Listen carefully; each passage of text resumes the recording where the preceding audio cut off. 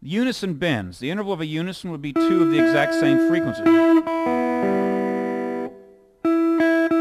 So I have these 2 E's right here, right? And on that pair of strings, it's a major third interval, so it's 4 frets. If I want to play those 2 notes together, but approach the lower one a whole step from below, it's called a unison bend. Now, they're not as popular as they were back in the 70s. They were real common in the 70s. But anytime you play a unison bend on those 2 strings, notice what your first finger has to do. It's deadening the first string, but you certainly can't do any dampening of the 4th and 5th strings because you need both fingers to bend with. Now, you could do something like that, but I'm a big fan of you bending with 2 fingers. It could give you more control. This is one of those licks that you want to vary the angle that you come in at. Remember I told you early in this series that you don't want to come in real upright. That's not going to work. You got to get like this. So if we take this lick and play it all the way up, you hear a little bit of noise coming in from that 4th string. I didn't have it down here because the action was low. And on this particular guitar, up in here, the action's getting pretty high. So then there's going to come a point where it won't be a problem. This is just one of those wrestling matches. You just have to do the best you can.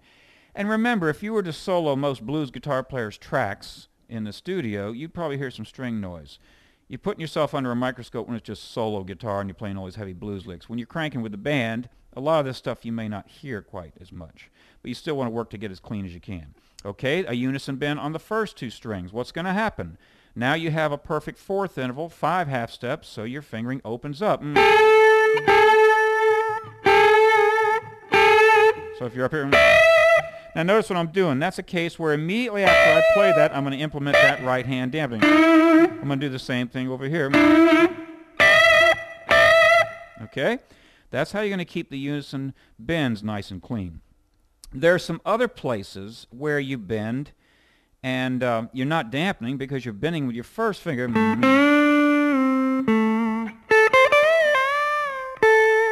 What you have to do is kind of work at angling your finger. If you were looking at the camera angle from back here, from the bridge, you would notice how I'm actually laying my finger down. It's not as upright when I'm doing that bend. I actually roll it and then I come back, and my elbow kind of comes up. We're going to get some shots, like I said, in the last segment, which is coming up, and you'll see some different things. It might really open up your eyes about how the hand's supposed to be held. But there's a case where if you're bending with your first finger, you can't dampen because what are you going to do with this finger? You know, it's going to get in the way, and you can't reach back like this because you're busy. So again, you do whatever you can, implement your right hand dampening. And there are a couple other little licks I haven't shown you. Obviously, you know, there are a million licks here. There's no end to it. But these double stop licks where you have one tone, which is constant, and then you're bending another one. Just make sure when you play those that you're not moving the tone that's supposed to be a pedal tone. Okay, now that necessitates a little bit different hand position. If you notice, I don't have my thumb around like I would if I was just playing. Especially with that lick and in the lower keys. Early on in this lesson, I talked about in country pedal steel licks, you're going to use just your fingers. You're going to have your thumb in the back more because you're using your 4th finger and just the nature of what the licks are. This is where you start falling into bending more with just the fingers. You can see that. My hand is not rotating. I'm bending with my fingers.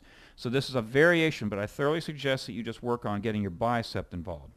Okay, next segment, the final segment, we're going to adjust the camera angle, and you're going to see what it looks like from your standpoint, the player.